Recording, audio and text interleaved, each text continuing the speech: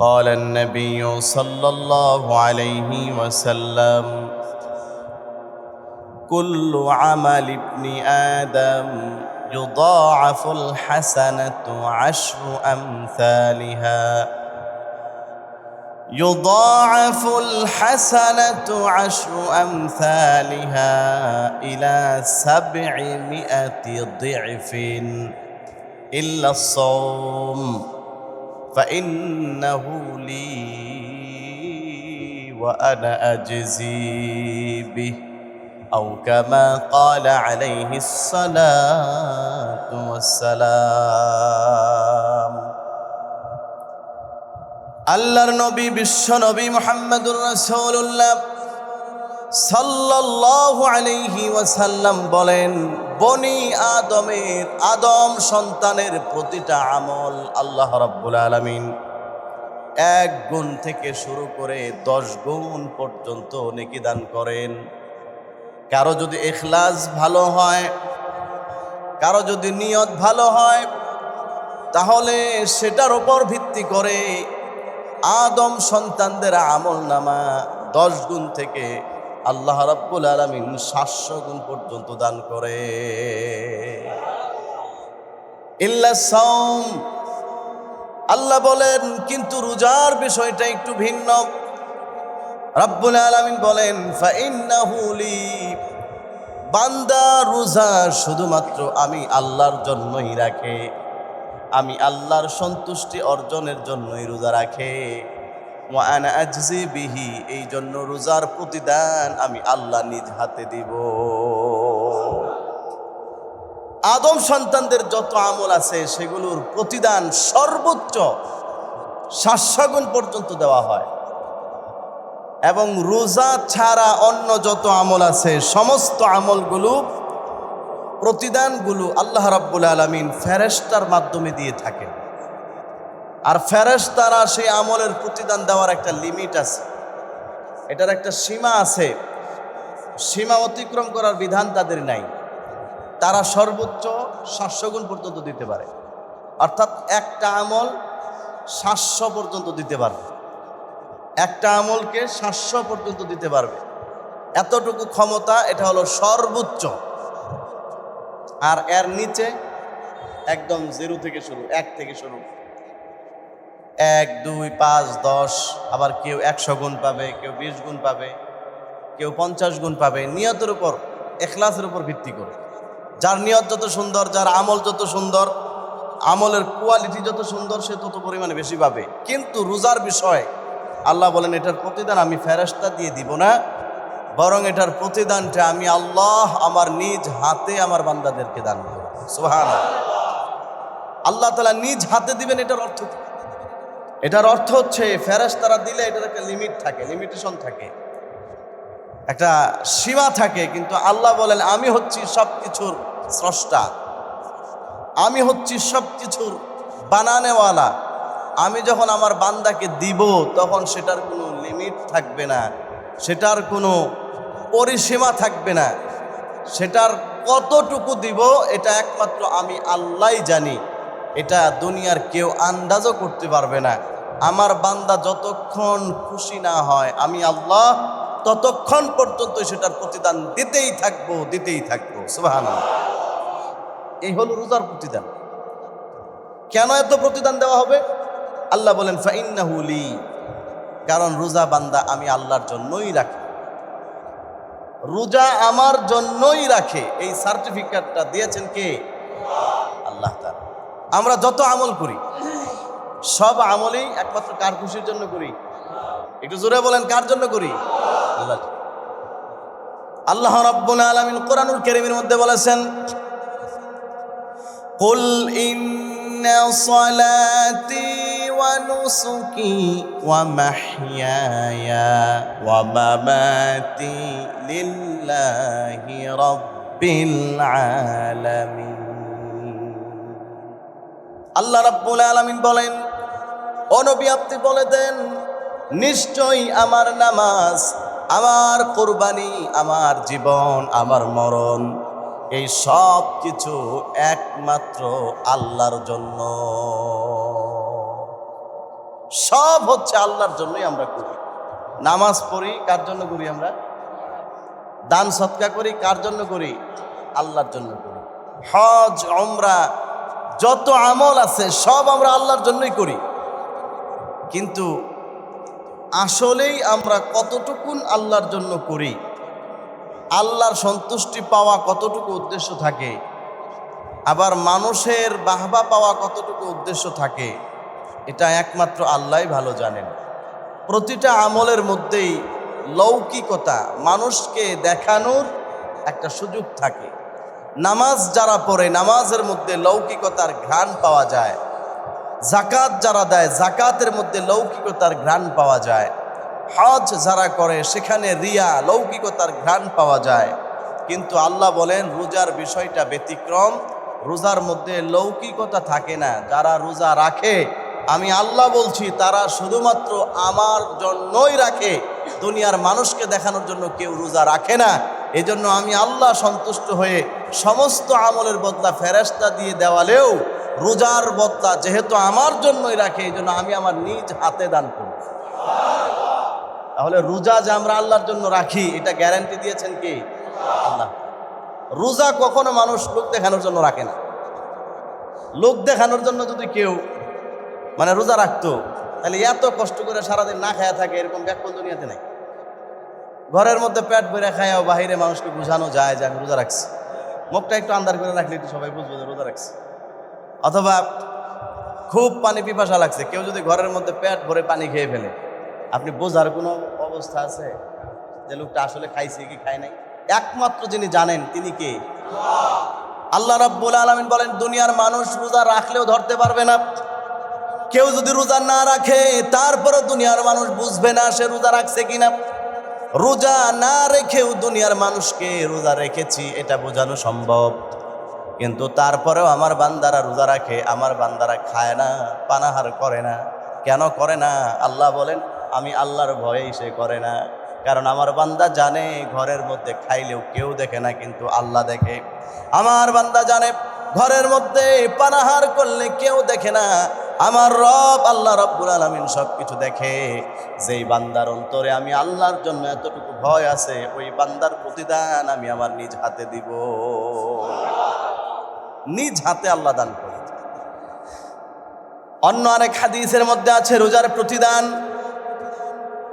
নবীজি সাল্লাল্লাহু আলাইহি ওয়াসাল্লাম বলেন ওয়াল্লাযী নাফসু মুহাম্মাদিন বিয়াদিহি লাখালুফু ফামিস সাইমি আতয়াবু ইনদাল্লাহি মির রিহিল মিস্ক। বুখারীর বর্ণনা। আল্লাহর নবী বলেন ওই আল্লাহর নামে শপথ, যেই আল্লাহর হাতে আমি মুহাম্মদের রূহ রয়েছে, আমার জীবন যেই আল্লাহর হাতে, ওই আল্লাহর নামে কসম করে বলছি, আল্লাহ রাব্বুল আলামিন বলেছেন নিশ্চয়ই রোজাদার ব্যক্তির মুখের দুর্গন্ধটা আমি আল্লাহ রাব্বুল আলামিনের কাছে মেশক আম্বরের চাইতেও আরো বেশি পবিত্র। রোজাদার ব্যক্তির মুখের মধ্যে একটা দুর্গন্ধ তৈরি হয়, তবে এটা দাঁত ব্রাশ না করার কারণে যে দুর্গন্ধ তৈরি হয় ওইটা না। অনেকে মনে করেন যেহেতু রোজাদারের দুর্গন্ধটা আল্লাহর কাছে মেশক আম্বরের চাইতে বেশি প্রিয়, সুতরাং ব্রাশ টাশ করা যাবে না, এটা না। হাদিসের অর্থ হচ্ছে মানুষ যখন সারাদিন না খেয়ে থাকে, সারাদিন তার পাকস্থলী এই পেট খালি থাকার কারণে ভিতরে একটা বাতাসের মতো তৈরি হয়, এটার একটা গন্ধ আছে। এই গন্ধটা মাঝে মধ্যে মানুষের ঢেকুরের সাথে গলা দিয়ে মুখে দিয়ে আসে। এই গন্ধটা আল্লাহ তাআলার কাছে মেশক আম্বরের চাইতেও আরো বেশি পবিত্র, আরো বেশি পছন্দনীয়। বলেন সুবহানাল্লাহ। তাহলে রোজা রাখার পরেও মেসওয়াক করা যাবে, দাঁত পরিষ্কার রাখা যাবে, বরং করাটাই উত্তম, কারণ ফেরেশতারা দুর্গন্ধ যেখানে আছে সেখানে যায় না। এই জন্য দাঁত পরিষ্কার রাখবো, মুখ পরিষ্কার রাখবো, রোজার দিনও ইনশাআল্লাহ মেসওয়াক করবো। বলেন ইনশাআল্লাহ। অন্য আরেক হাদিসের মধ্যে আছে রোজাদার ব্যক্তির ফজিলত। আল্লাহর নবী সাল্লাল্লাহু আলাইহি ওয়াসাল্লাম বলেন ফিতনাতুর রাজুলি ফি আহলিহি ওয়া মালিহি ওয়া জারিহি তুকাফিরুহা সালাতু ওয়াস সিয়ামু ওয়াস সাদাকা। বুখারী শরীফের হাদিস। আল্লাহর নবী সাল্লাল্লাহু আলাইহি ওয়াসাল্লাম বলেন একজন মানুষ তার পরিবার পরিজন, একজন মানুষ তার প্রতিবেশীর সাথে যেই ধরনের অন্যায় আচরণ করে, যেগুলোর কারণে গুনাহ হয়ে থাকে, একজন মানুষ যখন নামাজ পড়ে, রোজা রাখে, দান সদকা করে, আল্লাহ তাআলা ওই রোজার বিনিময়ে ওই সমস্ত গুনাহ খাতাগুলিকে মাফ করে দেয়। রোজা রাখার বিনিময়ে মানুষের জীবনের যে গুনাহ আছে, গুনার জন্য রোজা কাফফারা স্বরূপ হয়ে যায়, বিনিময় স্বরূপ হয়ে যায়। রোজা রাখার দ্বারা আল্লাহ তাআলা বান্দার ওই গুনাহগুলিকে মাফ করে দেন। বলেন সুবহানাল্লাহ। অন্য আরেক হাদিসের মধ্যে আছে, আল্লাহর নবী সাল্লাল্লাহু আলাইহি ওয়াসাল্লাম বলেন, ইন্না ফিল জান্নাতি বাবান ইউকালু লাহুর রায়্যান। আল্লাহর নবী সাল্লাল্লাহু আলাইহি ওয়াসাল্লাম বলেন, নিশ্চয়ই জান্নাতের মধ্যে একটি গেট আছে, ওই গেটটার নাম হচ্ছে রায়্যান। ইয়াদখুলু মিনহুস সাইমুনা ইয়াউমাল কিয়ামাহ। আল্লাহর নবী বলেন, ওই গেট দিয়ে কিয়ামতের দিন শুধুমাত্র রোজাদার ব্যক্তিরাই প্রবেশ করবেন। সুবহানাল্লাহ। লা ইয়াদখুলু মিনহু আহাদুন গায়রুহুম। রোজাদার ব্যক্তি ব্যতীত অন্য কোনো ব্যক্তি ওই গেট দিয়ে প্রবেশ করতে পারবে না। ইউকালু আইনাস সাইমুন। ওই গেট থেকে ডাকা হবে, রোজাদারেরা কোথায়? দুনিয়াতে যারা আল্লাহর সন্তুষ্টির জন্য রোজা রেখেছিলে, তোমরা কোথায়? নবীজি সাল্লাল্লাহু আলাইহি সাল্লাম বলেন, ফায়াকুমুন। তখন তারা দাঁড়াবে। ওই ব্যক্তিগুলো যখন দাঁড়াবে, রোজাদারদেরকে আল্লাহ রাব্বুল আলামিন ডেকে ডেকে ওই রায়্যান নামক গেট দিয়ে জান্নাতের মধ্যে প্রবেশ করাবে। এই গেট দিয়ে অন্য কোনো মানুষ প্রবেশ করতে পারবে না। নামাজীদের জন্য কোনো গেট নাই, যাকাত আদায়কারীদের জন্য কোনো স্পেশাল গেট নাই। বুখারী শরীফের হাদিস, আল্লাহ রাসূল বলেন, রোজাদারদের জন্য জান্নাতে একটা স্পেশাল গেট থাকবে। ওই গেট দিয়ে আল্লাহ রাব্বুল আলামিন শুধুমাত্র রোজাদার ব্যক্তিদেরকেই ডেকে ডেকে আল্লাহর জান্নাতের মধ্যে ঢোকাবেন। বলেন সুবহানাল্লাহ। অন্য আরেক হাদিসের মধ্যে আছে, রোজার ফজিলত সম্পর্কে নবীজি সাল্লাল্লাহু আলাইহি ওয়াসাল্লাম বলেন, মান সামা ইয়াওমান ফি সাবিলিল্লাহ বা'আদাল্লাহু ওয়াজহাহু আনিন নারি ৭০ খরিফা। বুখারী শরীফের হাদিস, আল্লাহর নবী সাল্লাল্লাহু আলাইহি ওয়াসাল্লাম বলেন, যে ব্যক্তি আল্লাহর সন্তুষ্টির জন্য আল্লাহর রাস্তায় একদিন রোজা রাখবে, আল্লাহ রাব্বুল আলামিন ওই ব্যক্তির মধ্যে এবং জাহান্নামের মধ্যে ৭০ বছরের রাস্তা দূরত্ব তৈরি করে দিবে। একদিন যদি কেউ আল্লাহর সন্তুষ্টির জন্য রোজা রাখে, বা'আদাল্লাহু ওয়াজহাহু আনিন নারি ৭০ খরিফা। আল্লাহ রাব্বুল আলামিন ওই ব্যক্তি এবং জাহান্নামের মাঝে ৭০ বছরের দূরত্ব তৈরি করে দিবেন। অর্থাৎ ওই ব্যক্তি থেকে জাহান্নামকে ৭০ বছরের দূরত্বে আল্লাহ তাআলা সরাইয়া দিবেন এবং জান্নাতের দিকে ওই ব্যক্তিকে ৭০ বছরের কাছাকাছি নিয়ে আসবেন। তাহলে চিন্তা করেন, আমরা যদি ৩০ দিন রোজা রাখি, তাহলে ৭০ বছর করে চিন্তা করেন কত লক্ষ বছর হয়। এই লক্ষ লক্ষ বছর আমাদের থেকে জাহান্নাম দূরে সরে যাবে। জাহান্নাম একজন মানুষ থেকে দূরে সরে যাওয়ার অর্থ হচ্ছে, জাহান্নাম যেহেতু এই লোকটা ধারে কাছে নাই, তার মানে এই লোকটা এখন আর জাহান্নামে যাবে না। জান্নাত যেহেতু কাছে, আল্লাহ রাব্বুল আলামিন তাকে জান্নাতে প্রবেশ করাবেন। সুবহানাল্লাহ। আমার ভাইয়ারা, এই যে রমজানের রোজা অত্যন্ত বরকতপূর্ণ একটা রোজা। এই রোজা আল্লাহ রাব্বুল আলামিনের কাছে দামি যদি হতে হয়, এই রোজা যদি আল্লাহর কাছে পরিপূর্ণ কবুল হতে হয়, কিছু করণীয় আমাদের থাকে। অনেক সময় আমাদের কিছু ত্রুটির কারণে, আমাদের কিছু ভুলের কারণে সেই রোজাগুলো নষ্ট হয়ে যায়, সেইগুলোর কোনো বিনিময় আমরা আল্লাহর কাছে পাবো না। এজন্য আল্লাহর নবী হাদিসের মধ্যে বলেন, আসসিয়ামু জুন্নাতুন মা লাম ইয়াখরুকহা। নবীজি বলেন, রমজানের রোজা হচ্ছে ঢাল স্বরূপ, যতক্ষণ পর্যন্ত এটাকে ছিঁড়ে ফেলা না হয়। নবীজি বলেন, যেমনিভাবে যুদ্ধের জন্য একজন যোদ্ধা যুদ্ধের ময়দানে শত্রুর তরবারির আঘাতকে প্রতিহত করার জন্য যেমনিভাবে একটা ঢাল তার হাতের মধ্যে ব্যবহার করে, ওই ঢালের মাধ্যমে শত্রুর তরবারির আঘাতকে সে প্রতিহত করে, শত্রুর আঘাতকে গায়ের মধ্যে লাগতে দেয় না। ঠিক তেমনি ভাবে একজন রোজাদারের জন্য রমজানের রোজা হচ্ছে ঢাল স্বরূপ। ওই ঢাল দিয়ে সে তার নিজেকে জাহান্নাম থেকে রক্ষা করবে। শত্রুর আঘাতকে যেরকম প্রতিহত করা যায় ঢাল দিয়ে, ঠিক তেমনি ভাবে ওই ঢালের মাধ্যমে একজন রোজাদার তার রোজার মাধ্যমে নিজেকে জাহান্নাম থেকে বাঁচিয়ে রাখে, জাহান্নাম থেকে ফিরিয়ে রাখে। বলেন সুবহানাল্লাহ। তবে একটা শর্ত হচ্ছে মা লাম ইয়াখরুকহা, যতক্ষণ পর্যন্ত সে ওই ঢালটাকে ভেঙ্গে না ফেলে। যুদ্ধের ময়দানে যদি ঢাল ভেঙ্গে যায়, তখন সেই ভাঙা ঢাল দিয়ে শত্রুর আঘাতকে ফেরানো যায় না, বরং ভাঙা ঢাল হাতের মধ্যে রাখলে আরো ব্যথা বেশি পাওয়ার সম্ভাবনা থাকে। ঠিক তেমনিভাবে রোজাও মাঝে মধ্যে ত্রুটিযুক্ত হয়ে যায়। নবীজি বলেন, রোজা যদি মানুষ ত্রুটিযুক্ত করে ফেলে, ওইটা ভাঙ্গা ঢালের মতো হয়ে যায়। ওই ভাঙ্গা ডাল দিয়ে তখন আর নিজেকে জাহান্নাম থেকে ফিরাইতে পারে না। এজন্য আমাদের রোজাকে হেফাজত করা লাগবে। রোজাকে কোনো অবস্থায় যেন ত্রুটিযুক্ত না হয়, রোজার মধ্যে কোনো রকম ত্রুটি যেন আসতে না পারে। আমাদেরকে কয়েকটা কাজ করতে হবে। উলামায়ে কেরাম লিখেছেন 6টা আদব আছে। ওই 6টা আদব যদি কোনো মানুষ মেনটেন করে, তার রোজা 100% পবিত্র, তার রোজা 100% মাহফুজ থাকবে, নিরাপদ থাকবে। 1 নাম্বার হচ্ছে হিফজুল আইন, চোখের হেফাজত করা। চোখের হেফাজত ছাড়া রোজাকে কখনোই হেফাজত করা সম্ভব না। এই পৃথিবীর বহুত রোজাদার আছে, রোজা রাখে কিন্তু তার চোখের হেফাজত করে না। চোখকে তার চোখের জিনা থেকে বাঁচায় রাখে না, চোখকে বেপরদা নারী থেকে বাঁচায় রাখে না।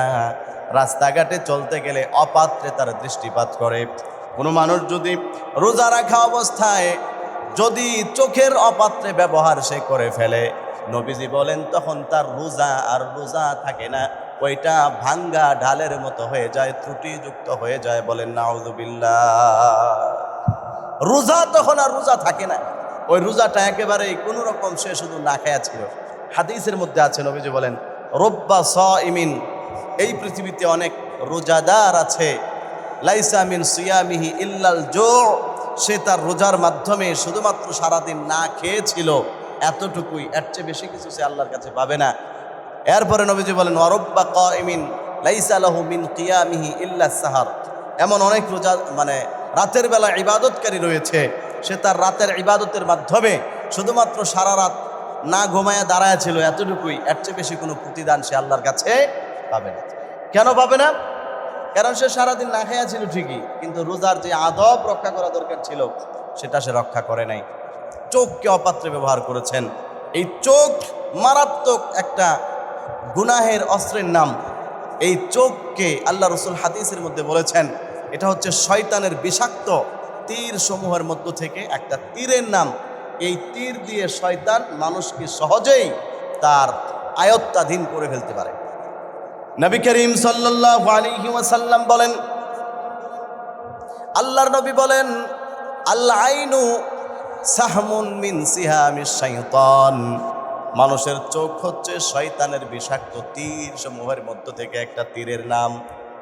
তীর দিয়ে যেরকম শত্রুকে দূর থেকেই শেষ করে দেওয়া যায়, তীর দিয়ে যেরকম শত্রুকে দূর থেকেই আপনি আপনার আয়ত্তাধীন করে ফেলতে পারবেন, ঠিক তেমনিভাবে একজন শয়তান মানুষের চোখ দিয়া এমন কাজ করায়, ধারে কাছে আসা ছাড়াই ওই মানুষকে গুনার মধ্যে লিপ্ত করায় দিতে পারে। চোখ হচ্ছে এমন একটা বস্তু, এমন একটা জিনিসের নাম, এটার মাধ্যমেই দুনিয়ার মানুষের যত গুনাহ করে এটার শুরু হয়। চোখ যেই কোনো জিনিসকে প্রথমে দেখে, দেখার পরে সাথে সাথে সেটা ব্রেইনে ট্রান্সফার করে। ওই ব্রেন থেকে ব্রেন তার পুরা অঙ্গ প্রত্যঙ্গ, হাত পা, শরীরের অন্যান্য অঙ্গ প্রত্যঙ্গের মধ্যে সেটাকে সাথে সাথে ট্রান্সফার করে দেয়, ছড়ায়া দেয়। তখনই সেটা বাস্তবে গুনাহের রূপ নেয়। যেমন নবীজি সাল্লাল্লাহু আলাইহি সাল্লাম বলেছেন, একজন মানুষ জিনা করে, প্রথমে সে তার চোখ দিয়ে দেখে, তারপরে সেই চোখে তার ব্রেইনের মধ্যে সেটাকে ট্রান্সফার করে, ওখান থেকে তার অঙ্গ প্রত্যঙ্গে ছড়িয়ে দেওয়া হয়, শেষ পর্যন্ত তার লজ্জাস্থান সেটাকে বাস্তবায়ন করে। আপনারাও খেয়াল করে দেখবেন, আমাদের সমাজে যত গুনাহ হয় সেই সবগুলো হয় চোখের কারণে। রাস্তা দিয়ে হেঁটে যাচ্ছেন, একটা সুন্দরী মেয়ে আপনার চোখের সামনে পড়লো, দেখার পরে সাথে সাথে দেখবেন ব্রেনের মধ্যে সেটা চলে গেছে, মনের মধ্যে নানান জল্পনা কল্পনা আসতেছে, খারাপ চিন্তা ভাবনা আসতেছে। কেন? ওই চোখ সাথে সাথে আপনার ব্রেনের মধ্যে তীর নিক্ষেপ করে দিছে, শয়তানের তীর। আর ওখান থেকেই শুরু হয়ে গেল বিভিন্নভাবে। তখন কেউ চেষ্টা করে মেয়েটার একটু নাম্বার নেওয়ার জন্য, নাম্বার নিয়ে প্রথমে তাকে কোনোভাবে কনভিন্স করে, তারপরে কথাবার্তা বলে, তারপরে দেখা সাক্ষাৎ করে, তারপরে একসময় রুম ডেটে যায়, তারপরে একসময় সরাসরি জিনা ব্যভিচারে লিপ্ত হয়ে যায়। এটা করে কিভাবে? শুরু হয় চোখ থেকে। যার চোখ নাই সে কখনো আরেক মেয়েকে দেখতে পারে? কথা বলেন, দেখতে পারে? অন্ধ কখনো আরেক মেয়েরে দেখে? এই জন্য তার কোনো মেয়েদের প্রতি নেশাও নাই, কারণ তার চোখ নাই। সে সৌন্দর্য দেখেও না, বুঝেও না। এই চোখ দিয়েই শয়তান সব কিছুকে কাবু করে ফেলে। আমাদের চোখ দিয়ে যখন আরেকজনের ভালো দেখি, তখন দিলের মধ্যে হিংসা শুরু হয়। যার চোখ নাই ওর হিংসাও নাই, ও দেখেও না, হিংসাও নাই। আমাদের চোখ আছে, যখন দেখি আরেকজন গাড়ি দিয়ে চলে আর আমি চলি রিক্সা দিয়ে, সাইকেল দিয়া, তখন দিলের মধ্যে শুরু হয়ে যায় যে কি হলো, এই লোকটা গাড়ি দিয়ে চলে, আমি কেন গাড়ি দিয়ে চলতে পারি না, আল্লাহ আমাকে কেন দেয় না। তখন তার মনের মধ্যে বিভিন্ন বদ নেশা শুরু হয়ে যায়। যার চোখ আছে সে যখন তার চোখ দিয়ে দেখে আরেকজন মানুষ মাসে মাসে এত এত লাখ লাখ টাকা গোনে, লাখ লাখ টাকা ইনকাম করে, দেখার পরেই তার অন্তরের মধ্যে লোভ লালসা শুরু হয়ে যায়। সব কিছু শুরু হয় মানুষের চোখ থেকে। চোখ হচ্ছে শয়তানের তীর, এটা বিষাক্ত একটা তীর। এটা দিয়ে শয়তান মানুষের মধ্যে এরকম তৈরি করে। যারা বড় লোক আছে তাদের মধ্যে অহংকার তৈরি হয়। কেন?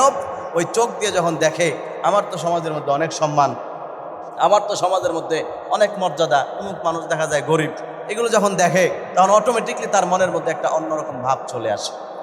এই চোখ হচ্ছে মানুষের গুনাহের মূল। এই চোখ থেকেই মানুষের গুনাহের সূত্রপাত। এই জন্য নবীজি বলেন চোখের হেফাজত জরুরি। চোখের হেফাজত যদি কেউ করতে পারে তখন এই মানুষটা সহজেই আল্লাহর কাছে প্রিয় হয়ে যেতে পারবে। এই জন্য চোখের হেফাজত যারা করতে পারে তাদের দোয়া কবুল হয়, তারা মুস্তাজাবুদ দাওয়া হয়। আর যারা চোখের হেফাজত করতে পারে না তাদের সব ধরনের গুনাহ হইতেই থাকে। চোখের হেফাজত না থাকার কারণে যখন আমরা মোবাইল চালাই, মোবাইলের মধ্যে অশালীন দৃশ্য আসলো, নাটক সিনেমার বিভিন্ন স্ক্রিপ্ট আসলো, সেগুলো আমরা অনেক সময় দেখতে থাকি, ওই ভিডিও ফুটেজগুলো দেখতে থাকি। কেন?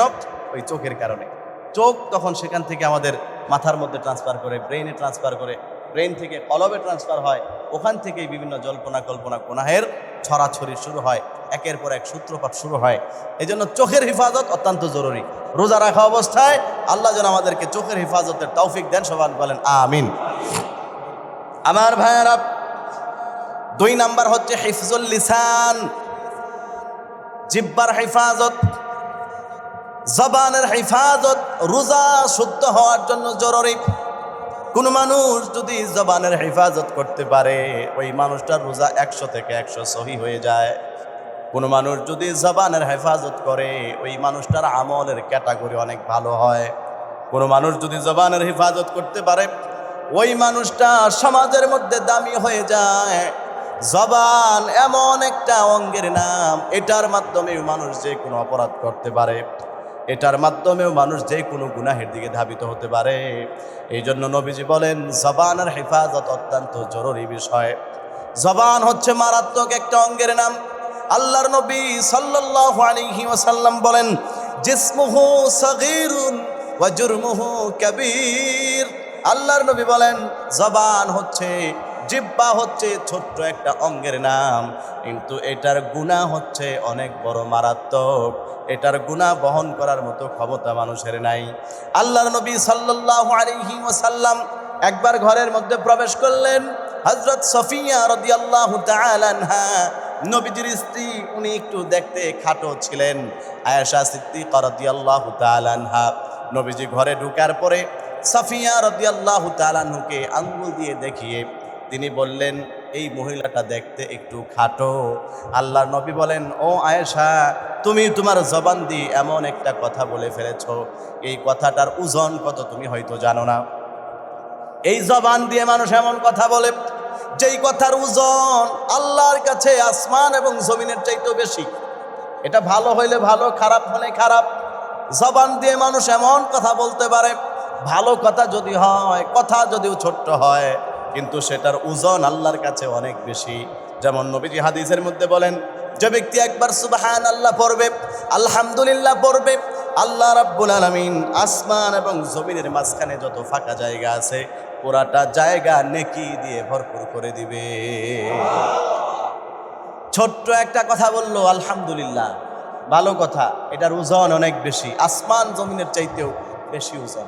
আবার কেউ জবান দিয়ে একটা খারাপ কথা বলল, যেমন নবীজির স্ত্রী আয়েশা রাদিয়াল্লাহু তাআলা আনহা বলার পরে নবীজি সতর্ক করলেন, আয়েশা তুমি এমন একটা কথা বলেছ, এই কথাটাকে যদি সমুদ্রের মধ্যে নিক্ষেপ করা হয়, সমুদ্রের মধ্যে যদি তোমার কথাটাকে ফেলে দেওয়া হয়, তাহলে 7 সমুদ্রের পানি তোমার কথার ওজন সহ্য করতে না পেরে ওই সাদা পানিটা কালো হয়ে যাবে। কথার ঢাক, কথার যেই আচর, কথার যেই প্রভাব, এটা অনেক বেশি। এজন্য একজন কবি বলছেন, জারাহাল ইলতিয়াম জারাহাতুস সিনানি লাহাল ইলতিয়াম ওয়ালা ইয়ালতামু মা জারাহাল লিসান।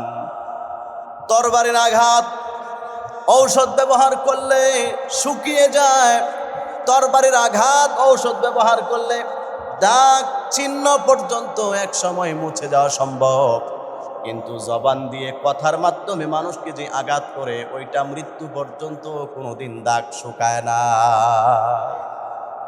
মারাত্মক একটা অঙ্গের নাম জিহ্বা। আপনি একজন মানুষের থাপ্পড় দিয়েছেন, মাপ চাইছেন, মাফ করে দিবে, একসময় ভুলে যাবে, কিন্তু আপনি তাকে এমন একটা কটূক্তি করছেন, মুখ দিয়া জবান দিয়া এমন একটা কথা বলছেন, আপনি তার কাছে মাফ চাইছেন, মাফ করে দিছে, কিন্তু তারপরেও দেখবেন বলে, আমার একটা কথা বলছিল রে, মন থেকে এটা এখনো ফালাইতে পারি, এখনো পর্যন্ত ভিতর থেকে যায় না। একটা কথা বলছিল, কথাটা আমার কলিজার মধ্যে আঘাত করছে, কলিজার মধ্যে গিয়ে লাগছে, আমার কলিজাকে ছিন্ন ভিন্ন করে দিছে একটা কথা। বলেন তো এরকম আছে না নাই? এই জন্য আমার ভাইয়েরা, এই জিহ্বা মারাত্মক একটা অঙ্গের নাম। এজন্য আল্লাহ রাসূল হাদিসের মধ্যে বলছেন, মান আজমান লিমা বাইনা লিহিয়াইহি ওয়া মা বাইনা রিজলাইহি আজমান লাহুল জান্নাহ। আল্লাহর নবী বলেন, যে ব্যক্তি তার শরীরের ছোট্ট অঙ্গ দুইটা, এক নাম্বার তার দুই চোয়ালের মাঝখানে যে অঙ্গ রয়েছে জিহ্বা, যে ব্যক্তি তার জিহ্বার ব্যাপারে হেফাজতের জিম্মাদার হবে, এবং যেই ব্যক্তি তার শরীরের আরেকটা ছোট্ট অঙ্গ, তার দুই লজ্জাস্থান যে রয়েছে দুই পায়ের মাঝখানে, এই দুইটা অঙ্গ যে ব্যক্তি হেফাজত করবে, অপাত্রে ব্যবহার করবে না, হারাম কাজে ব্যবহার করবে না, এরকম গ্যারান্টি যে ব্যক্তি আমি নবীকে দিবে, আজমান লাহুল জান্নাহ, আমি নবী তাকে জান্নাতে নেওয়ার গ্যারান্টি দিলাম। এই দুইটাকে হেফাজত করতে পারলে নবীজি সাল্লাল্লাহু আলাইহি সাল্লাম তার জান্নাতে নেওয়ার গ্যারান্টি দিয়েছেন। আল্লাহ আমাদেরকে তৌফিক দান করুক, বলেন আমিন। সম্মানিত হাজিরিন, এই জন্য জবানের হেফাজত জরুরি।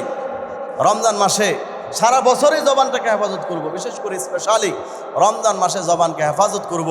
জবান দিয়ে কাউকে আঘাত করব না, জবান দিয়ে গালিগালাজ করব না, জবান দিয়ে কাউকে কটু কথা বলবো না, জবান দিয়ে কারো গীবত শিকায়াত করব না, জবান দিয়ে ফিতনা তৈরি হয় এমন কথা বলবো না, জবান দিয়ে সমাজের মধ্যে গ্যাঞ্জাম লাগে এমন কোনো কথা বলবো না। রাজি আছেন না ইনশাআল্লাহ? রোজা রাখলাম কিন্তু জবান দিয়ে গীবত শিকায়াত করতেছি। মা বোনেরা যারা আছে, উপরে মাইকটু যারা আছে শুনতেছেন, জবানের হেফাজত জরুরি। 2-4 মহিলা দেখা যায় রমজান মাস কাজ দেয়, কি করবে? বসে বসে তখন গল্প গুজব শুরু করে। প্রথমে শুরু হয় ভালো একটু গল্প দিয়া, তারপরে শয়তান সেটাকে অন্যদিকে কনভার্ট করে, তখন শুরু হয় আরেকজনের গীবত শিকায়াত, আরেকজনের পরনিন্দা, শেষ পর্যায়ে সেটা চুগল ঘুরিতে গিয়া তারপরে গিয়ে থামে। কথা বলেন, এরকম আছে না নাই? এই জন্য জবানের হেফাজত জরুরি। রোজা রাখলেন কিন্তু জবানের অপাত্র ব্যবহার করে আরেকজনের দোষ ত্রুটি বললেন, গীবত শিকায়াত করলেন, এই রোজার কোনো দাম নাই। আপনি শুধু সারাদিন না খাইয়াছিলেন এইটাই, কিন্তু এই রোজার যে একটা বিনিময়, রোজার যে এত সওয়াব আল্লাহর কাছে পাওয়ার কথা ছিল, আপনি কিছুই পাবেন। এই জন্য গীবত শিকায়াত থেকে জবানকে হেফাজত করতে হবে। আল্লাহ তৌফিক দিক, বলেন আমিন। হাদিসের মধ্যে আছে, বুখারী শরীফের হাদিস, আল্লাহর নবী সাল্লাল্লাহু আলাইহি ওয়াসাল্লাম ওনার কাছে 2 জন মহিলার ব্যাপারে অভিযোগ আসলো। 2 জন মহিলা রোজা রেখেছেন, রোজা রেখে একেবারেই মরার অবস্থা হয়ে গিয়েছে, জীবন যায় যায় অবস্থা, কষ্টে কেমন যেন তাদের রূহ বের হয়ে যাবে। আল্লাহর নবী তাদেরকে ডাকলেন, তাদের সম্পর্কে জিজ্ঞেস করলেন, কি ব্যাপার, তোমাদের কি হয়েছে? সবকিছু শোনার পরে নবীজি তাদের সামনে একটা পাত্র দিলেন, প্লেট দিলেন। দেওয়ার পরে বললেন, তোমরা এই প্লেটের মধ্যে বমি করো। নবীজি প্লেট দেওয়ার পরে দুইজন মহিলা সেই প্লেটের মধ্যে বমি করল। বমির মধ্যে দেখা গেল শুধু কাঁচা রক্ত আর ছোট্ট ছোট্ট কাঁচা গোশতের দানা। আল্লাহ নবীজি বলেন, তারা হালাল সেহরি খেয়েছে, হালালভাবে রোজাও রেখেছে, কিন্তু আরেকজনের গীবত শিকায়ত করে তারা আরেকজনের গোশত এবং রক্ত খেয়েছে। আরেকজনের গোশত এবং রক্ত খাইছে তারা গীবত করে, এই জন্য তাদের এই দুরবস্থা। এই জন্য যারা হালাল পন্থায় রোজা রাখে, যাদের সেহরি হালাল, যারা হালাল পন্থায় থাকে, গীবত শিকায়ত করে না, চুগলখুরি করে না, বাস্তবেও এটা প্রমাণিত, রোজার দ্বারায় তাদের কোনো কষ্ট হয় না, রোজার দ্বারায় বরং তাদের আরো আরাম লাগে, ভালো লাগে। কিন্তু রোজা রাখার পরে মরে দিতেছি, বাঁচলাম না, ওমাগো কি বানে তৃষ্ণা, হাই হতাশ করে, এগুলো কারা? এগুলো অধিকাংশ হচ্ছে ওই সমস্ত মানুষ যাদের সেহরি হারাম, ইনকাম হারাম, নিয়ত হারাম, মানুষের চুগলখুরি, গীবত শিকায়তে লিপ্ত। আল্লাহ তাআলা এদেরকে সুন্দরভাবে ভালোভাবে রোজা রাখার তৌফিক দেন না। এই জন্য আমার ভাইয়েরা, জবানের হেফাজত করতে হবে। সবাই রাজি আছি তো ইনশাআল্লাহ? 3 নাম্বার, রোজা সহি হওয়ার জন্য যে আদব আমাদেরকে পালন করতে হবে সেটা হচ্ছে হিফজুল উজনাইন। এই 2 কানের হেফাজত করতে হবে। কান দিয়ে খারাপ কিছু শুনবো না, গান শুনবো না, নাটক সিনেমার এগুলো শুনবো না, মানুষের ঝগড়াঝাটি শুনবো না, অহেতুক কথাবার্তা কান দিয়ে শুনবো না। রমজান মাসটা ইবাদত বন্দেগীর মাধ্যমে কাটানোর চেষ্টা করব। আল্লাহ যেন তৌফিক দেন, বলেন আমিন। 4 নাম্বার, আমাদেরকে যেই কাজটা করতে হবে রোজা সহি হওয়ার জন্য, সেটা হচ্ছে 5 নাম্বার এটা, সেটা হচ্ছে শরীরের অন্যান্য যত অঙ্গ প্রত্যঙ্গ আছে, যেরকম হাত পা, এগুলোকেও সব ধরনের অন্যায় কাজ থেকে হেফাজত করতে হবে। হাত পা অন্যায় কাজ থেকে হেফাজত করার মানে কি? হাত দিয়ে কখনো চুরি করবো না, হাত দিয়ে আরেকজনের মাল আত্মসাৎ করবো না, হাত দিয়ে অনুমতি ছাড়া কারো জিনিস ধরবো না, পা দিয়ে হেঁটে কখনো খারাপ কোনো দিকে যাবো না, অন্তর দিয়ে কখনো খারাপ চিন্তা করবো না, কুমন্ত্রণা মনের মধ্যে আনবো না, এই নিজের পেটের মধ্যে হারাম খাবার ঢুকাবো না, হারাম ইফতারি করবো না। এইরকমভাবে নিজের অন্যান্য অঙ্গ প্রত্যঙ্গগুলোকে হারাম থেকে হেফাজত করতে হবে। এই হলো 5 নাম্বার। 6 নাম্বার, আল্লাহ তাআলা যেন রোজাগুলোকে কবুল করে নেন। এত কষ্ট করে রোজা রাখতেছি, আল্লাহ যেন সেগুলোকে নষ্ট করে না দেয়, এগুলো যেন বিনিময় শূন্য যেন না হয়ে যায়, বরং আল্লাহ যেন দয়া করে ভুল ত্রুটি ক্ষমা করে কবুল করে নেন। এই জন্য সবসময় ভীত সন্ত্রস্ত থাকতে হবে এবং আল্লাহর কাছে দোয়া করতে হবে, আল্লাহ যেন কবুল করে নেন। সকলে বলেন আমিন। সম্মানিত হাজিরিন, এই ছিল রোজা রাখার ব্যাপারে সহি হওয়ার জন্য এই 6টা আদব। আমরা আমল করবো তো ইনশাআল্লাহ? 1 নাম্বার, চোখের হেফাজত। টিভি, সিনেমা, নাটক এগুলো দেখবো না, হারাম জিনিস দেখবো না, বাজারে গিয়ে আজারে ঘুরবো না। কারণ ঘুরলেই এই যে রমজান মাস আমাদের চোখের সামনে, শয়তান তো বন্দি, কিন্তু আরও কত শয়তানের চেলাপেলা দেখবেন সমাজের মধ্যে ঘুরতেছে। আমাদের সমাজের মহিলারা, দিন ধর্ম তো নাই, দেখবেন সাইজা গুইজা ওখানে গিয়ে মেকআপ করে সুন্দরভাবে ঘুরতেছে। আপনি ইচ্ছা করলেও না তাকায় থাকতে পারবেন না। তাকাইছেন মানে মনের জিনা হয়ে গেছে, চোখের জিনা হয়ে গেছে। এক পর্যায়ে যদি সেটা মাথার মধ্যে ব্রেইন পর্যন্ত ঢুকে যায়, তখন দেখবেন আরও কত গুনাহের সূত্রপাত এখান থেকে শুরু হইতেছে। এই জন্য যতটুকু সম্ভব এই ধরনের পরিবেশ থেকে সবাই বেঁচে থাকবো, বলেন ইনশাআল্লাহ। আরও বাকি যেগুলো বললাম সবগুলো আমল করব। সম্মানিত হাজরিন, এই রমজান মাসে আমরা কি কি আমল করব? রমজান মাসে নবীজি সাল্লাল্লাহু আলাইহি সাল্লাম কিছু আমল বেশি করতেন। এর মধ্যে 1 নাম্বার হচ্ছে আল্লাহ রসুল সাল্লাল্লাহু আলাইহি সাল্লাম বেশি বেশি কালিমা পড়তেন। নবীজি সাল্লাল্লাহু আলাইহি সাল্লাম বেশি বেশি কালিমা পড়তেন। লা ইলাহা ইল্লাল্লাহু মুহাম্মাদুর রাসূলুল্লাহ সাল্লাল্লাহু আলাইহি সাল্লাম।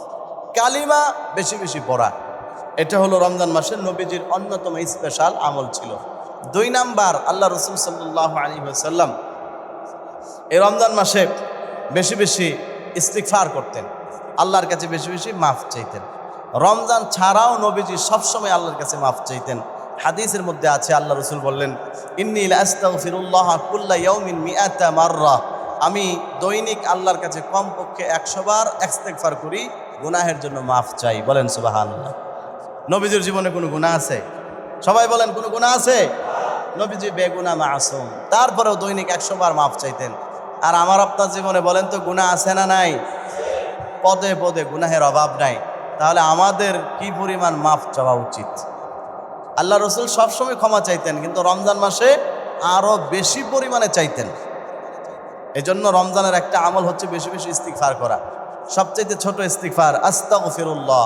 পড়েন সবাই, আস্তাগফিরুল্লাহ আস্তাগফিরুল্লাহ। এক শ্বাসে একবার, কমপক্ষে 100 বার বলবো, বলেন ইনশাআল্লাহ।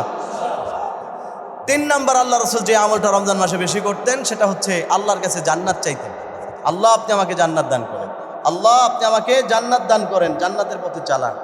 4 নাম্বার, আল্লাহ রসুল যে কাজটা বেশি করতেন সেটা হচ্ছে জাহান্নাম থেকে আল্লাহর কাছে মুক্তি চাইতেন। আল্লাহ আপনি আমাকে জাহান্নাম থেকে মুক্তি দান করেন।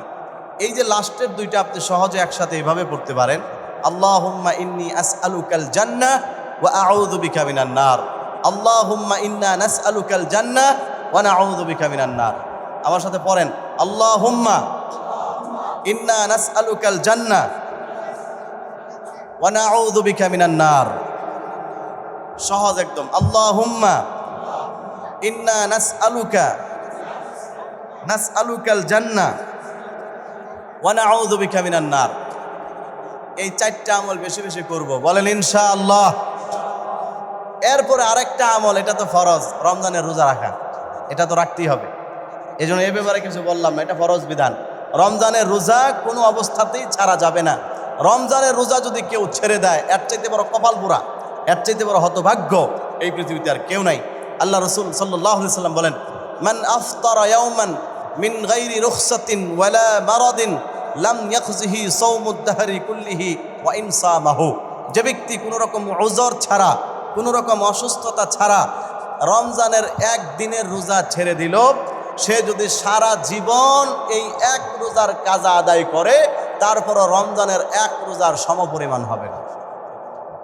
সারা জীবন কাজা আদায় করলেও এক রোজার সমপরিমাণ হবে না। এই জন্য রমজানের রোজা অনেক দামি। এই রমজানেই রাখবো, সামনে রমজান পাই কিনা এটা তো কেউ জানি না। যত কষ্টই হোক, কোনো অবস্থাতেই যেন রোজা যেন না ছুটে, সকলে বলেন আমিন। সম্মানিত হাজরিন, এরপরে রমজান মাসের আরেকটা কাজ হচ্ছে বেশি বেশি কোরআন তিলাওয়াত করা। হাদিসের মধ্যে আছে, সহিহ বুখারীর বর্ণনা, ওয়া কানা ইয়ালকাহু ফি কুল্লি লাইলাতিন মিন রমাদানা ফায়ুদারিসুহুল কুরআন।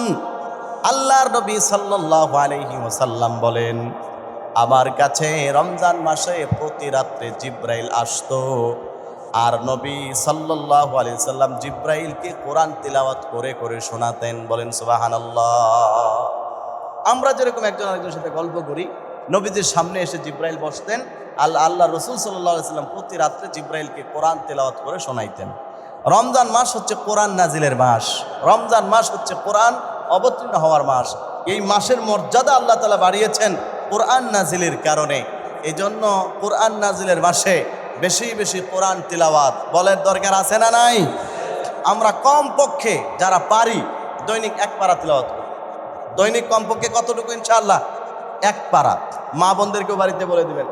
আর যারা পড়তে পারেন না, যারা কোরআন পড়তে পারেন না, কমপক্ষে দৈনিক 100 বার কুল হুয়াল্লাহ সূরা পড়বেন। কমপক্ষে দৈনিক সূরা ইখলাস কতবার পড়বেন?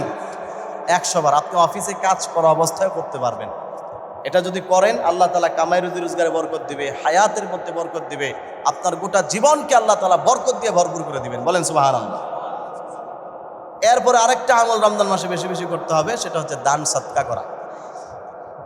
হাদিসের মধ্যে আছে, সহিহ বুখারীর বর্ণনা, আল্লাহ রাসূল বলেন, কানা রাসূলুল্লাহি সাল্লাল্লাহু আলাইহি ওয়াসাল্লাম আজওয়াদান নাস ওয়া কানা আজওয়াদু মা ইয়াকুনু ফি রমাদান।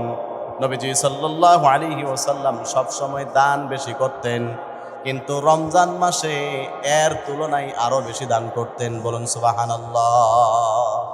নবীজি সব সময় দান করতে পছন্দ করতেন, সাহাবায়ে কেরাম সব সময় দান সদকা করতেন, কিন্তু রমজান মাস আসলে দানের পরিমাণ আরো বাড়ায়া দিতেন।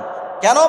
কারণ হচ্ছে রমজান মাস একটা নফল দান করলেও আল্লাহ তাআলা ফরজের সমান সওয়াব দান করবেন। সুবহানাল্লাহ। 10 টাকা দান করলেন, 10 টাকা যাকাত দিলে, ফরজ আদায় করলে যে সওয়াব হতো, আল্লাহ সেই সওয়াব দান করবেন। সুবহানাল্লাহ বলেন। এই জন্য রমজান মাস বেশি থেকে বেশি দান করবো। রাজি আছেন তো ইনশাআল্লাহ? আমি ব্যক্তিগতভাবে একটা উদ্যোগ নিয়েছি, আমরা কমপক্ষে দৈনিক 10 টাকা দান করব। আপনি যদি নিয়ত করেন দৈনিক 10 টাকা দান করবেন, 30 দিনে কত হবে? 300 টাকা। এখনই বাড়িতে গিয়ে মনে করেন নামাজের পরে আপনি 300 টাকা আলাদা করে ফেলবেন, যে এই 300 টাকা আমি এই মাসে দান করব। আমার রমজান মাসের প্রত্যেকটা দিন যেন কিছু কিছু দান করছে এরকম যেন হয়। মসজিদে দিবেন, গরিব মিসকিন অসহায় যারা অরিজিনালি প্রাপ্য হকদার তাদেরকে দান করবেন। 10 টাকা দান করলে আপনি গরিব হবেন না, এটা তো সর্বনিম্ন বললাম। আপনার যদি অবস্থান ভালো থাকে আপনি দৈনিক 100 টাকা দেন, মাসে 3000 টাকা দেন, দেখবেন আল্লাহ তাআলা কত বরকত দেয়। দান করলে সম্পদ কমে না, দানের মাধ্যমে আল্লাহ তাআলা সম্পদের ময়লা আবর্জনাগুলো দূর করে দেন, বিপদ দূর করে দেন, এবং ওই ব্যক্তির কামাই রুজি রোজগারের মধ্যে আরও বেশি বরকত বাড়ায় দেন। সুবহানাল্লাহ। কিন্তু আমরা মানুষ হচ্ছি শুধু চোখে দিয়ে সামনে যেটা দেখি ওইটাই শুধু বিশ্বাস করি, বাকিগুলো বিশ্বাস করতে চাই না। এটা কখনোই ইমানদারের বৈশিষ্ট্য হওয়া উচিত নয়।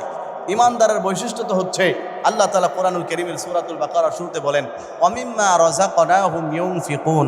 যারা ইমানদার, যারা মুমিন, তাদের বৈশিষ্ট্য হচ্ছে আমি আল্লাহ তাদেরকে যে রিজিক দিয়েছি সেই রিজিক থেকে তারা দান করে, সেই রিজিক থেকে তারা আমি আল্লাহর জন্য খরচ করে। এজন্য আমার ভাইয়েরা, রমজান মাস বেশি থেকে বেশি দান করব, রাজি আছেন তো ইনশাআল্লাহ? তার মধ্যে আবার আজকে জুমার দিন, ফজিলতপূর্ণ দিন, দানের পরিমাণ আরো বাড়ায় দিব ইনশাআল্লাহ। মাসের শুরু, অনেকের হাতে বেতন আছে, সুযোগটা কাজে লাগাবো। যখন দান বাক্স যাবে ইনশাআল্লাহ, আমাদের তো প্রতি শুক্রবারে 5000 6000 হয়। আজকে সামনের সপ্তাহে যেন আমরা ঘোষণা দিতে পারি যে 15-20 হাজার হয়ে গেছে। আমাদের মুসল্লি ভাইয়েরা এটার একটা ইতিহাস কায়েম করছেন আলহামদুলিল্লাহ, এবং এটা সম্ভব। আপনারা এখানে যেই পরিমাণ মুসল্লি আছেন আলহামদুলিল্লাহ, যেই পরিমাণ মুসল্লি আমাদের এই ভাঙ্গা টিনের ঘরের মধ্যেও আপনারা এত কষ্ট করে এখানে আসেন, নামাজের ফজিলত বেশি পাবেন ইনশাআল্লাহ। কারণ যেই আমলে কষ্ট যত বেশি, ওইটার ফজিলত আল্লাহর কাছে তত পরিমাণে বেশি। সুবহানাল্লাহ বলেন। এই এত কষ্ট করে রোদের মধ্যে শরীরের ঘাম ঝরতেছে, এরপরও আপনারা এই জায়গার মধ্যে আসছেন, বসছেন একমাত্র আল্লাহর কোরআন শোনার জন্য, আল্লাহর দ্বীনের মহব্বতে, আল্লাহর মহব্বতে। তো ইনশাআল্লাহ দান সদকাটাও বেশিভাবে করবেন, যেন আমরা সামনের সপ্তাহে বলতে পারি যে আমাদের রমজানের প্রথম সপ্তাহে 20,000 টাকা উঠছে। আপনারা এরকম একটা অবদান রাখতে পারবেন না ইনশাআল্লাহ? আমার বিশ্বাস এখানে যেই মানুষগুলো আছেন সবাই 10 টাকা করে দিলেও 10,000-এর উপরে হবে। সবাই যদি 10 টাকা করে দেন 10,000-এর বেশি হবে। আমি আপনাদের কাছে অনুরোধ রাখবো আজকে স্পেশালিভাবে, যুবক ভাইয়েরা, মুরব্বী বাবারা, কেউ বাদ যায় না। আজকে রমজান মাস, এই রমজান মাসটা কমপক্ষে একজনও বাদ যায় না। আল্লাহ যেন আমল করার তৌফিক দান করেন, সবাই বলেন আমি। তারপরেও কিছু কিছু বাদ যাবে, কারণ আল্লাহ তাআলা তো সবাইকে তৌফিক দেয় না, দিতে পারবে না। অনেকের আসলেই নাই, সেই ক্ষেত্রে তো কিছু করার নাই, উজর। কিন্তু যাদের আছে তারপরও দেয় না, আপনি বুঝবেন আপনি একজন কপালপোড়া মানুষ, আপনি একজন হতভাগ্য মানুষ। আল্লাহ তাআলা আপনার জান মাল আল্লাহর রাস্তায় লাগায় না, তার মানে আল্লাহ তাআলা আপনাকে ভবিষ্যতে মুক্তি দিতে চায় না। আল্লাহ তাআলা আপনাকে ভবিষ্যতে ফাঁসাইতে চায়, ধরতে চায়, জাহান্নামী বানাইতে চায়। এই জন্য রমজানের মাস পাওয়ার পরেও আপনার দিলের মধ্যে কথাগুলো ঢুকে না। রমজান মাস পাওয়ার পরেও আপনার আমলের মধ্যে পরিবর্তন হয় না। বুঝতে হবে আপনার কপাল খারাপ, আপনার ভবিষ্যৎ খারাপ। আল্লাহ মনে হয় আপনাকে মুক্তি দিতে চায় না, এই জন্য এই অবস্থা করতেছে। পক্ষান্তরে আল্লাহ যারা কিয়ামতের দিন মুক্তি দিতে চায়, আল্লাহ দেখবেন তারা কোনো না কোনোভাবে ঘুরাইয়া তারা দিনের পথেই রাখে। এই জন্য সবসময় দোয়া করি, আল্লাহ আমরা তো ভুল করি, আমরা তো অন্যায় করি, গুনাহ করি, আমাদের গুনার কারণে আপনি আমাদেরকে দূরে সরাইয়া দিয়েন না। একজন বাবা যেরকম তার সন্তান অপরাধ করলে ওরা কানে ধইরা সঠিক পথের মধ্যে উঠায়া দেয়, আমরা যদিও ভুল করে অন্য বেলাইনে চলে যায়, আল্লাহ যেন আমাদেরকে কান্ডার মধ্যে ধইরা তারপরে যেন হেদায়েতের পথে আবার উঠায়া দেন। সবাই বলেন আমিন। আল্লাহ আমাদের কাউকে যেন গুমরা না বানায়, এই জন্য এগুলো একটু ভাববেন, চিন্তা করবেন, আল্লাহ তৌফিক দান করুক, বলেন আমিন। এরপরে আরেকটা আমল, সময় তো শেষের পথে সংক্ষেপে বলে দিচ্ছি, সেটা হচ্ছে কোনো রোজাদারকে ইফতার করা। হাদিসের মধ্যে আছে, নবীজি বলেন, মান ফাত্তারা সাইমান কানা লাহু মিসলু আজরিহি গায়রা আন্নাহু লা ইয়ানকুসু মিন আজরিস সাইমি শাইআ। সুনানে তিরমিজি শরীফের হাদিস। আল্লাহ রাসূল সাল্লাল্লাহু আলাইহি ওয়াসাল্লাম বলেন, যে ব্যক্তি রমজানে রোজাদারকে ইফতার করাবে, রোজাদারের সমপরিমাণ সওয়াব আল্লাহ তাআলা ওই ব্যক্তির আমলনামার মধ্যে দান করবেন। সুবহানাল্লাহর আওয়াজটা একটু আস্তে হয়ে গেল না? আপনারা আবার ভাও বুঝেন না, জানি হুজুর আবার ইফতারের লাগে টাকা চায় কিনা। না ভাই, টাকা চাবো না, ইফতারের জন্য আপনার কাছে টাকা চাবো না। সুবহানাল্লাহ জোরে কোন, আবার বলেন সুবহানাল্লাহ। পিছনে যারা আছেন তারাও বলেন সুবহানাল্লাহ। আপনি চিন্তা করতে পারতেছেন একজন রোজা রেখে কি পরিমাণ সওয়াব অর্জন করে। শুরুতে যে হাদিস শুনাইলাম, রোজাদারের বিনিময় সরাসরি দান করবেন কে? কোনো ফেরেশতা দিয়ে দেওয়া হবে না, ভায়া মাধ্যম হয়ে দেওয়া হবে না, আল্লাহ তাআলা আল্লাহর কুদরতি হাতে দান করবেন। তাহলে সেই রোজার পরিমাণ কত হবে? এটা ক্যালকুলেশন করার মতো কোনো ক্যালকুলেটর এখনো পৃথিবীতে আবিষ্কার হয় নাই। এই সওয়াব কত পরিমাণ হবে এটা আমরা আন্দাজও করতে পারবো না। আল্লাহর নবী বলেন, কেউ যদি রোজাদারকে ইফতারি করায় তাহলে ওই যেই পরিমাণ সওয়াব একজন রোজাদারকে দিবে, যেটা হিসাব করা যায় না, আল্লাহ ওই পরিমাণ সওয়াব তোমার আমলনামার মধ্যে দান করে দিবেন। সুবহানাল্লাহ। এজন্য আমরা বেশি বেশি রমজানে রোজাদারদেরকে ইফতার করাবো, বলেন ইনশাআল্লাহ। আপনার বাড়িতে ইফতার করাইতে পারেন, দোকানে ইফতার করাইতে পারেন, আপনি নিজে ইফতার করতেছেন, ওইখানে একজন যাইতেছে, কাউকে ইফতার করাইতে পারেন, ডাক দিয়া মেহমানদারি করাইতে পারেন। এবং যেহেতু মসজিদগুলোতে সামগ্রিকভাবে সবাইকে ইফতার করানোর ব্যবস্থাপনা আছে, এখানেও শরিক থাকতে পারেন। আপনারা গত সপ্তাহে আলহামদুলিল্লাহ অনেকেই নাম লেখাইছেন। এর আগেও শুনছি প্রায় ৭৭,০০০ টাকা রোজা আসার আগেই ওনারা নাম লেখায় ফেলছেন ইফতারের জন্য। এখানে দিবে, এখানে প্রতিদিন প্রায় ৪,০০০ টাকার মতো ইফতারি লাগে, হিসাব করলে প্রায় ১,২০,০০০-এর মতো হয়।